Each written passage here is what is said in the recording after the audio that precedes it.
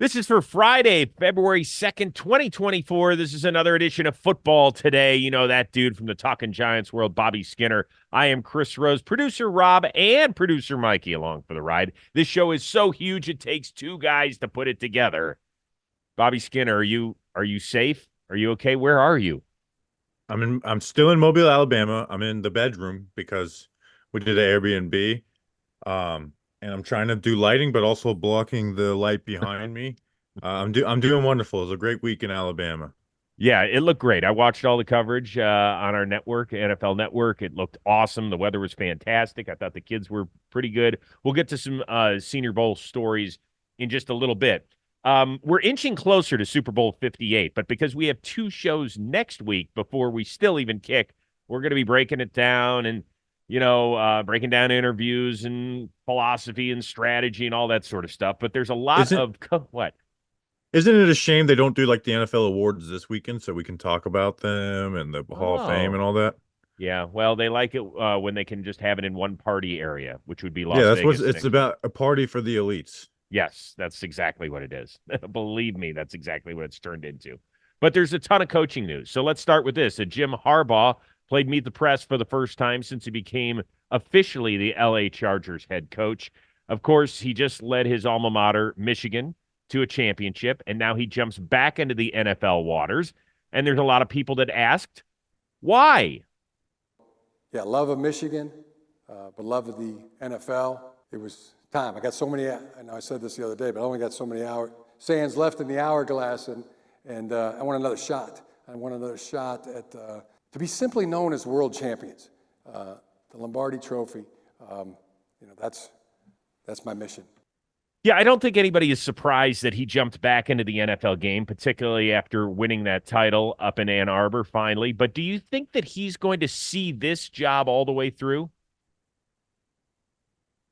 I think he's going to see it all the way to through to a contender, right? Winning a Super Bowl is it's really, really hard. But I think with having Justin Herbert, with his experience, again, we talked about it last week.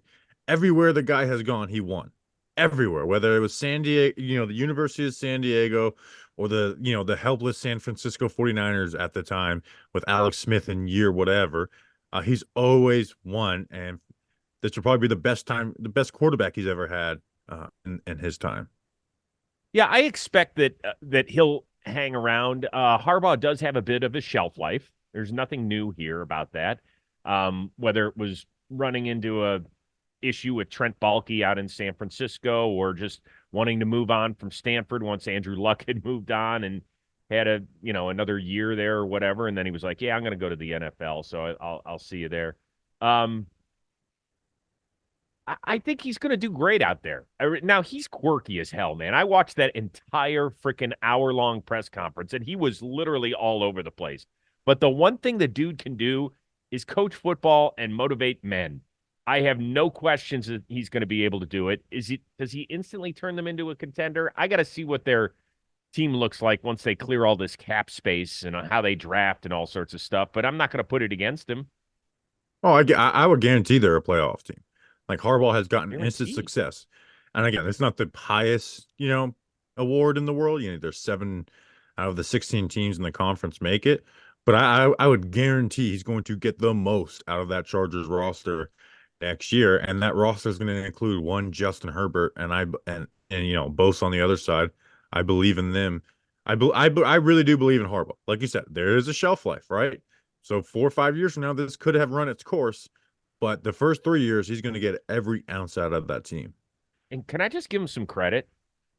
I had to look up how old he was. I mean, I knew roughly how old he was, but he looks like he's 42 and he's 61 years old. And he's That's got that. surprising. I know, isn't it? It's amazing. And he hasn't really spent any time in Los Angeles. So just imagine when all those doctors who can nip and tuck their way to success on you get a hold of him. He's going to be looking like he's 36. Does he still have black hair? Is he dyeing his hair? Ooh, it's a good question.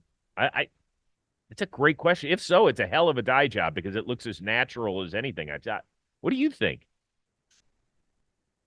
Man, that looks like that touch of gray just for men right there. That's no free ads, but that it looks good. He look like you said, he looks like, early 50s, late 40s, ready to roll. And by the way, he's got 7 kids. 7 kids. Um, I don't know what's going on The here. man likes to do. Well, hey now. Hey now. Come on. Play nice. Same. Yeah. They come from somewhere. Well, I mean, maybe he's just trying to compete with Dayball and Sala. Well, I think between them have like 13 kids. Opposite coast. It's like a coach of the it's a coach of the year recipe, having a lot of kids. Is that a new category? You And the remember Dable finals. last year getting the coach of the year award, and he almost forgot one of the kids' names. Yeah. Yeah. Well, that's what happens It's true occasionally. football coach right there. All right, so Washington became the last team to land its head coach. Cowboys defensive coordinator, former Falcons head coach Dan Quinn gets another crack at now being the leading man. According to Diana Rossini of The Athletic, the Commanders reportedly did talk to Bill Belichick about that vacancy, and there was some support for him among the higher-ups, but they decided to go with Quinn instead. Is this a surprising move for you? No, it's not surprising. I mean, we talked to Bill a lot last week, and it would be wearisome to hire him with an offense that's set up like Washington right now. Like, yes, they have their shot at a quarterback, but they have a bad offensive line, good receivers. But like it's the offense issues in New England, I think, are going to give teams pause, and the idea that he wants to like be at the head of like this big decisions. And I don't think there's any formal relationship with Adam Peters from San Francisco. So it's not surprising that they didn't want to go with Bill. Like, I really think his age is working against him. Like we said last week, I think he's really old, and I think that's working against him a little bit too. It's like how long is this for? Yeah, it didn't surprise me that once we got down to this game of musical chairs and Washington was the last team standing, that A, they talked to him, and B, that he didn't get the job. Are you surprised at all that they didn't go with an offensive mind? Not that there are a ton out there, right? Eric Bieniemy was in his first year as the offensive coordinator. I'm not exactly sure how that went over, but a lot of young offensive guys either decided to stay put, a la Ben Johnson in Detroit or Bobby Slowick in Houston, or they ended up taking another job. So are you surprised that they went with Quinn and maybe even didn't go with a guy like Mike Vrabel? I mean, they wanted Johnson, and Johnson just, when they were mid-flight, said, "Hey, don't, turn that plane around. I'm going to stay in Detroit." Supposedly Slow, told teams he wants to stay in Houston. I don't know if that one's as much as the Johnson situation, or he maybe read that he wasn't getting a head coaching job or something. Outside of those two, there's really no obvious names. And Dan Quinn does have a pedigree getting to the Super Bowl. But I want to ask you this. You're in NFL circles. What is the thoughts of Dan Quinn getting another head coaching gig? Because I know they went to the Super Bowl, right? Mm-hmm. But I don't look at his tenure as he's a good coach. I look at Kyle Shanahan's offense, had Matt Ryan as an FBA, got there. Their defenses were really never highly rated. Now, he's been awesome in Dallas with some really good talent and gotten the most out of that defense for the most part. Do you view him as like a highly coveted guy, or is he just kind of a defensive coordinator who got the most out of Micah Parsons and Diggs and all them cats? I think what you hear is he's a really good guy who's well respected and can be a good leader. Hey, that's important stuff. We think that because you're a head coach that you have to be this mastermind in terms of calling plays, whether you're an offensive or defensive guy. And I'm sure he's going to continue to do that in Washington anyway. Go look at the staff he put together in Atlanta. It's pretty damn good. There's a bunch of guys who are now head coaches that he'll be competing against in the NFL that were on that staff. And this is going to be the key thing. Like, is there still an offensive guy that he can get in there? Because to me, this is the most important offseason that Washington's going to have here in quite some time, right? They're picking second overall, which means that they can get a stud quarterback, we do believe. And you need a guy that can nurture him, right? Part of the reason that DeMeco Ryans worked out so beautifully in Houston, it's not just he's a stud and you knew from day one that he was a leader of men, but the fact that Bobby Slowick, that's who we were talking about when they got to the playoffs, was these play designs and what they did for C.J. Stroud, who, oh, by the way, was the second pick in the draft last year.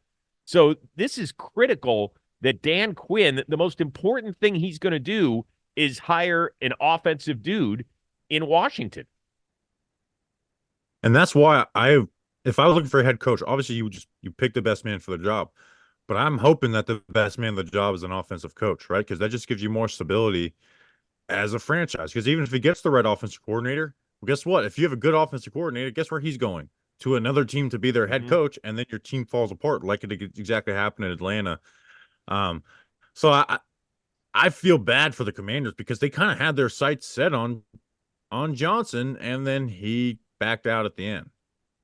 Yeah, I don't know if we'll ever get the true story on that one. Um, if you go back in recent years, though, and go look at the last person hired in the coaching cycle, it's actually been some pretty decent ones in recent years. So if you're a Washington fan, don't be like, oh my God, we got the last seat at the table and now we're stuck talking to somebody we don't want to all night at dinner.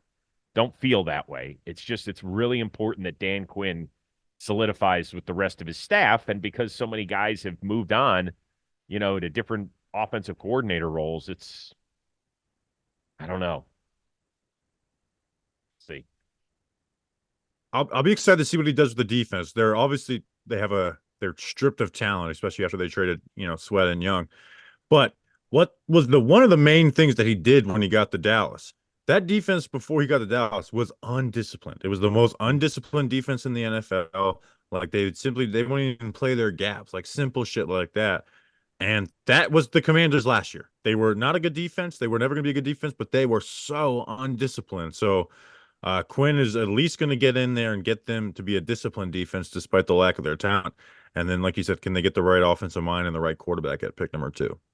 Quick interruption on football today from your guy Jolly Olive, known football guy, to thank today's sponsor, which is Factor. Factor meals are some of the best in the business right now. They make eating healthy and eating smart as easy as possible by delivering meals right to your door. There's a bunch of different varieties you can choose from, like a keto diet, calorie smart diet, vegan or veggie diet, and more. And there's over 55 nutrition-packed add-ons that make your weekly meal planning even more delicious and even more nutritious. Factor is the perfect solution if you're looking for fast, upscale options done easily, and they're flexible to your schedule. You can choose anywhere from 6 to 18 meals in a week, and it's as easy as possible. In fact, we have a ton of Factor meals in the office right now, and they are going quick. The portions are perfect. They don't make you feel too full, and it's all healthy ingredients, so you feel pretty good after eating your Factor lunch. So right now, if you go to factormeals.com/footballtoday50 and use code footballtoday50, you can get 50% off your order. That's a hell of a deal. Factormeals.com/footballtoday50. Use code footballtoday50 for 50% off. Thank you to them for sponsoring today's episode. Now let's get back to the football, guys. Enough from me. All right, so let's move on to Dan Quinn's old stomping grounds as a defensive coordinator, the place that we thought he was going to go to, and that is Seattle. They now go from having the league's oldest coach in 72-year-old Pete Carroll to the league's youngest head coach in Mike MacDonald, who is moving from the East Coast where he was the Ravens' DC. Once again, this kind of focuses on a similar area in an offensive-driven league. Are you surprised at all that Seattle went defense? No, because I think Mike MacDonald's one of the best minds in the NFL. And we talk about the age. Rose, what young coach really hasn't worked out? Like less than 4. Now there's been a couple, one being Joe Judge. But I feel like for the most part, the reason why they're hired young is because they are viewed as like the brightest minds in the game. And we saw what DeMeco Ryans did with Houston last year. I think he's going to get the most out of a pretty talented group in Seattle. And then the offense should be stable enough until they get the right pieces in there. Yeah, you keep hearing all this amazing stuff about Mike MacDonald, not only from within the Ravens organization in terms of people that hired him or coached with him, but you hear it from the players too. I mean, Patrick Queen just couldn't say enough nice things about this guy and how he has everybody not only positioned the right way, but the way he's a teacher and the way he delivers his message. Everything about it sounds A++. I have heard some people describe him as if you combine Shanahan, McVay, and McDaniel on the offensive side, that's the defensive brain you get out of Mike McDaniel. Hey, man, give me one of those guys. That's good enough. If you combine the three of them and you put them on defense, particularly in a division where you're going to have to go against Shanahan and McVay twice a year, sign me up. And those guys are like, I trust MacDonald to hire the better offensive coordinator than I do Quinn, because these young guys, man, they know how to find the right coaches, right? Just like D'Amico Ryans was able to find Slowick. Those guys seem to find the guys who know how to push the game forward and get the most out of their guys. So that's why I really like this hire for Seattle. Obviously, like, hey, do you wish you had the offensive version of Mike MacDonald? Absolutely. But he's, to me, the reason why these guys get hired so young isn't just random. It's usually because they're some of the best minds, and it's very obvious to the NFL. It was interesting, by the way. One of the names that's being kicked around reportedly is Ryan Grubb, who was the University of Washington's offensive coordinator, and he just bolted for Alabama a couple of weeks ago. It sounds like McDonald's going to try and pry him away. So, I mean, do you think Grubb even found a place in Bama? We actually had him in the Airbnb next to us in Alabama, but luckily he only rented it for a couple weeks. That'd be great. Is Pennick over there still partying in his underwear? We got Pennick, we got Jeff, and then we got our friend Mike, who Oh, covers okay. another team, or does some other stuff with us. Okay. But yeah, Pennick is listening to Sheryl Crow. We just had some steaks. It's been a grand old time. Wait a second. Who cooked the steaks? The restaurant. Oh, good move. I forget the name of it now. It's like Baguette or something like that. They were good. All right, solid, solid. Dave Canales, he spent a decade as an assistant under Pete Carroll up in Seattle before becoming the offensive coordinator in Tampa. That merely became a pit stop. It was one season and done. He now gets promoted to the head chair in Carolina, which means that he has to try and figure out a way to unlock last year's #1 overall pick, Bryce Young. And the more that I got ready for this interview and started watching Bryce, looking at my notes from his eval, I mean, that's just a year ago. You know, we're evaluating him as a player, as a person. With all the information that we could, I just got more and more fired up about the opportunity to have this amazing talent. And he's the guy. He's the right guy that we all talk about when we have that quarterback, that franchise, face of the franchise type of player. And that got me really excited. Okay, so he's really excited. Should Panthers fans be excited that this tandem is going to work? Well, it sounds a lot like Mike McDaniel talking about Tua when he got hired. Even if he can really get the best out of Bryce, they need talent. They traded away DJ Moore, and to me, which is one of the dumber trades that we've seen for the #1 pick, is trading away a legitimate wide receiver one. They have offensive line issues. To me, Bryce Young is an issue, right? You have a huge investment, but they also need a surrounding cast, and they don't have the draft capital to go and do it because they traded it all away for Bryce Young.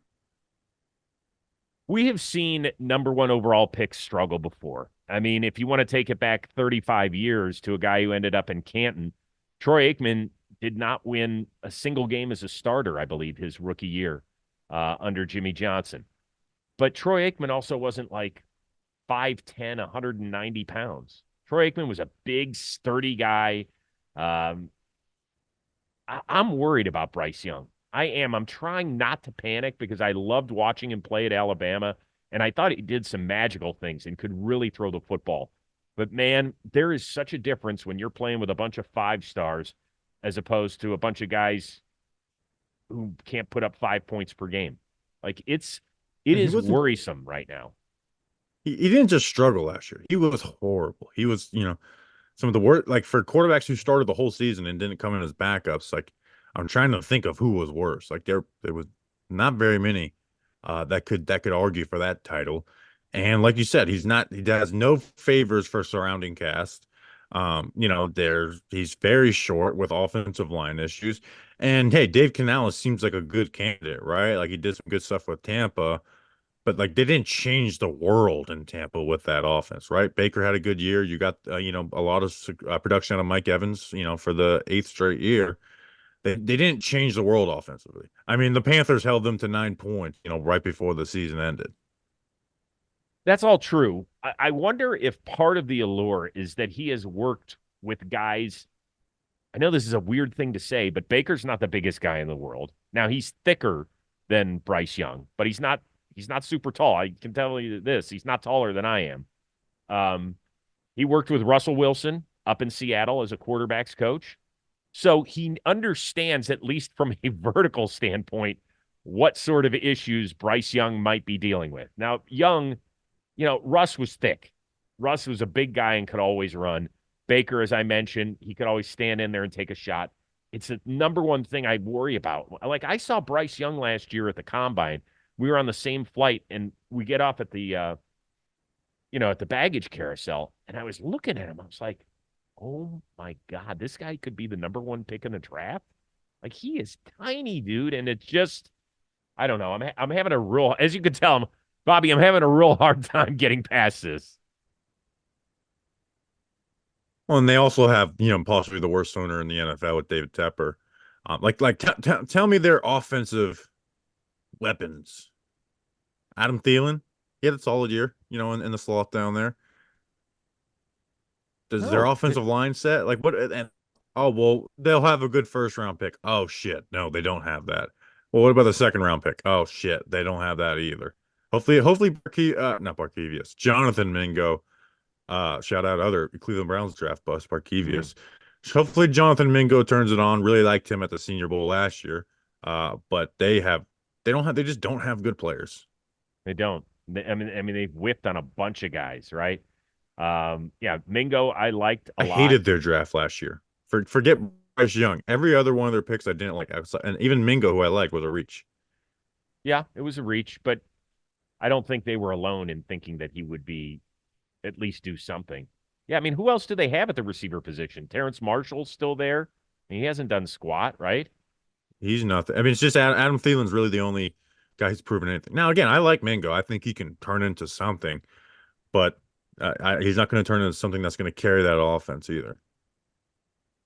All right, before we get out of here, give me a few stories from Senior Bowl week. You guys have done a great job. You've caught up with some really big dudes, big names that are down there. There's a couple of big name quarterbacks. You got one of them, and a couple of receivers I saw. I loved Ricky Pearsall this week. I thought he was really fun until he got banged up. Yeah, well, I mean, we could talk about the quarterbacks a little bit. Bo Nix and Michael Penix are obviously the big names coming in. Right. I don't like Nix much, man. He struggled. If you're a team that's like in the middle of the first and stuff and thinking about Bo Nix, like coming down into here, Rose, the talk was, hey, Nix can solidify himself as a first round pick down here. He didn't do that. Now his third day was solid. He made some good plays, but a lot of those came in 7-on-7 drills with no rush. And my issue with him is his feet never look settled. Well, they're going to look settled in a drill that doesn't have offensive, pass rushers. Penix looks solid, but there's really no one here. He looks like a solidified first rounder. But there are some wide receivers and corners that are fun to watch. There's this kid like Toledo, Quinyon Mitchell. Unbelievable. Guy looks like he's gonna be in the top half of the first round, right? You probably haven't watched a lot of Toledo film. Neither did I coming in here. Dominated. And then the receivers, no like first rounders, but I think there's going to be a bunch of second rounders who are like going to be getting like consistent production on people's teams every single year, whether it's Ricky Pearsall from Florida, Lad McConkey out of Georgia, Roman Wilson out of Michigan. So you're seeing some names from big schools, and then also some others, names from like Jaquan Jackson from Tulane or Jamari Thrasher from Louisville. There's some good receivers. And then there's a great corner from Quinyon Mitchell from Toledo. By the way, I thought Jerry Rice's kid looked pretty good. I did not know he was as big as he is. Like he's thick, dude. Oh yeah, he's one of the bigger receivers down here outside of like Johnny Wilson, the 6'6" guy out of Florida State. Yeah. He made some tough catches. Have you ever been down to Mobile, Alabama for the Senior Bowl? You know what? I have not. As I said, there's a ton of my people from the network down there. I am not one of them. You got to get down here just 1 year. Yeah, it looks great. It's fun. I love it down here. Yeah, this should have been the one to do it because the weather was fantastic. Oh, as you can see, I got a little bit of sun this week. No rain. Yeah, we've gotten rain almost every single year that we're here. 2 years ago we sat out there in the pouring ass rain, which was a lot of fun. So yeah, the weather was beautiful. We had good access this year. We were able to live stream and stuff from the facility. We got to do all those interviews and stuff. So Jam football's on the up and up. I love it. I love it. There is one other note that happened where, truth be told, we taped this late on Thursday so that Bobby could travel. Cliff Kingsbury, it sounds like, will be Antonio Pierce's offensive coordinator out in Las Vegas. How's that one hit you? There was issues in Arizona. Like, he didn't call a great offense in Arizona. Um, I hope he's learned from his from his mistakes in Arizona. What are they going to do at quarterback though? Like, Well, can you see Cliff Kingsbury doing the best with can't move in the pocket Aiden O'Connell? no. Like, they No. got to get someone that can move around to really run the offense Cliff Kingsbury wants to run. Yep. I don't know exactly who that is, but we've got a little bit of time to chew on that one. So wanted to get that one in before we got out of here. Travel safely back. Next week, we will have 2 Super Bowl preview shows. And then we'll break it all down once the NFL season concludes here in the near future. So, Bobby, travel safely. Tell the rest of the troops. I'll be we say reporting hello. live from the Pro Bowl on Sunday. Oh, nice. Reporting live from the Pro Bowl. Live. Yeah. With what? Dodgeball? I don't know, but I'm just going to be Eli Manning's little soldier. I'm going to do whatever he tells me to. I'm trying to get him to recruit me to the team. Perfect. Well, good luck with that. If you need us to put in a good word, we'll do our best. For our dual producers, Robbie and Mikey, they always do a bang-up job, and Bobby Skinner from the Talking Giants world, now our Mobile, Alabama correspondent. I am Chris Rose. We will see you next week here on Football. Don't end What? it. Don't end yet. I want the listeners to appreciate that, to have good lighting. I've been holding this lamp in my left hand the entire show. I don't want any, I don't want any attaboys. I just want it to be acknowledged. Well, hold on. Hold up your hand. I want to see if you've got Michael Penix-sized hands. Do you? No, his hands are a little bigger than mine. And I did shake his hand. I think he's got me by like a half an inch. Yeah. Well, I think on that note, we should end it. We will see you next week here on Football Today.